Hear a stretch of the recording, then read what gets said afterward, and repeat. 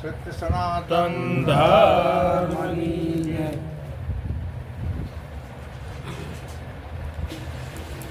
રવજીરામ મહારાજનો પ્રેમ છે અને જેના હિસાબે સત્સંગ સભાની અંદર આપણે આ બધા સંતો અત્યારે વધારે છે, બહેનો પણ બધા ખૂબ આવ્યા છે. ખૂબ ખૂબ ધન્યવાદ છે. સત્સંગ જેના હૃદયની અંદર ઉતર્યો છે એને ખૂબ ખૂબ ધન્યવાદ છે.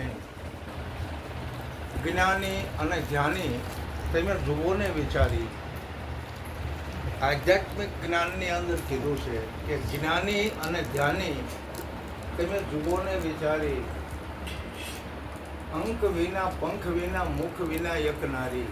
જુઓ કેવી અગમની વાત કરી છે કે જેને અંગ નથી, જેને પાંખું નથી, જેને કાયા નથી, જેને મુખ નથી, એવી એક નારી છે.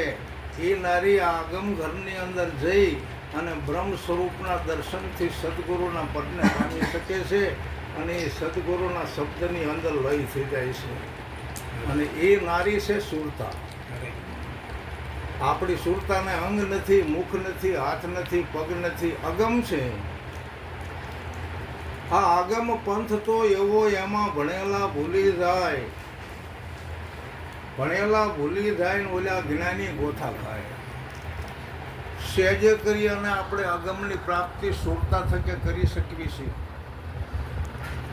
સુરતા છે ને એ શબ્દમાંથી નોખી પડી પછી એ શબ્દનું જ્ઞાન બતાવવાવાળા જ્યાં સુધી મળે નહીં ત્યાં સુધી સુરતા શબ્દને ઓળખે નહીં.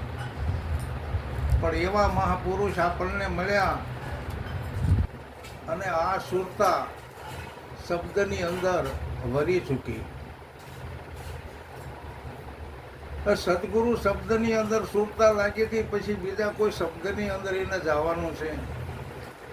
એ તો આપણને આમ સહેજ સંસાર જીવનની વાતમાં ખબર પડે કે આ દીકરીના લગ્ન થયા હોય